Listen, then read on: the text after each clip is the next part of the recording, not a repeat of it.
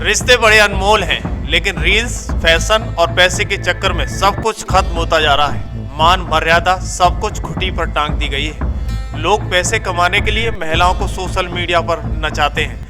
लड़के गालियां देकर ट्रेंड होना चाहते हैं। पूरा भारत वेस्टर्न रेस में दौड़ने लगा है। ड्रग्स बनी सोशल मीडिया का प्रभाव छोटे से लेकर बड़े तक दिखाई दे रहा है। महिलाओं का निर्वस्त्र होकर नाचना और तो और प्रसिद्धि के बाद रफू चक्कर हो जाना, ये कॉमन बन चुका है। बीते साल में तमाम सारे केस इस तरह के देखने को मिले हैं। 5 बच्चों का पिता 4 बच्चों की मां के साथ फरार, पति को काटकर ड्रम में फिट कर देना, कोर्ट में महिला का दूसरे व्यक्ति से शादी कराना। इतना ही नहीं, आज तो सारी हद पार हो गई जब बेटी की शादी से 4 दिन पहले दामाद के संग मां फरार हो गई, यानी दामाद के साथ सास फरार हो गई। इतना ही नहीं, ज्वेलरी, सामान सब कुछ लेकर साफ कर गई। आइए बताते हैं क्या है पूरा मामला। दरअसल घटना अलीगढ़ के मडराक थाना क्षेत्र के गांव की है, जहां बेटी की शादी से 8 दिन पहले एक महिला अपने होने वाले दामाद के साथ फुर हो गई।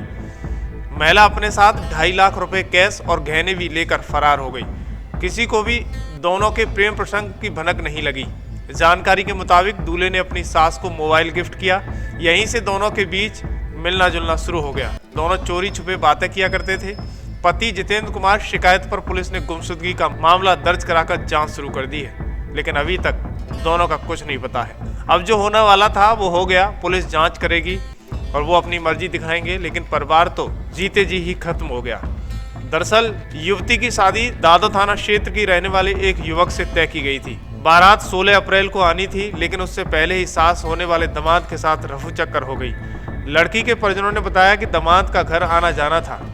वो होने वाली सास के साथ घंटों अकेले रहते थे, बातें किया करते थे, लेकिन किसी ने शक नहीं किया। दामाद ने कुछ दिन पहले सास को एक मोबाइल गिफ्ट किया था, जिसके बाद दोनों की फोन पर खूब देर बातें होने लगी थी। महिला रविवार 6 अप्रैल को घर से कैश गहने लेकर फरार हो गई।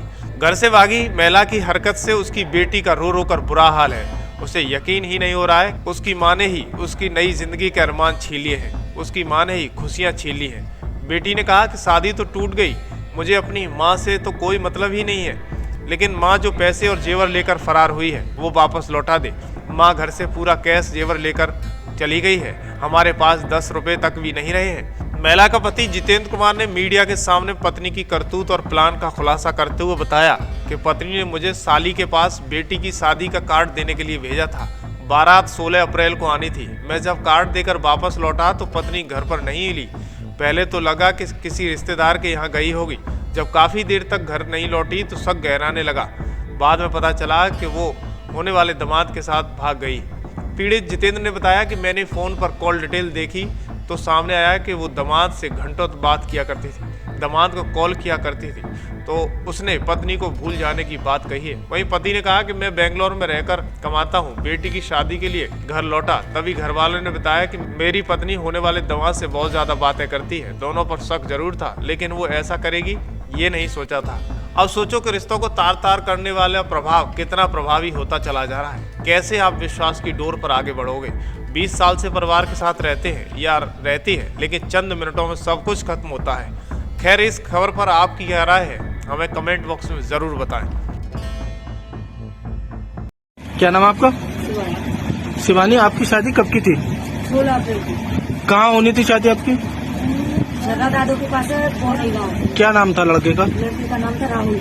अब क्या मामला हुआ है जो? मामला ये हुआ है सर, 3-4 महीने से उनकी कॉल चल रही थी। किसकी कॉल रही थी? राहुल की और मेरी माँ की कॉल चल रही थी।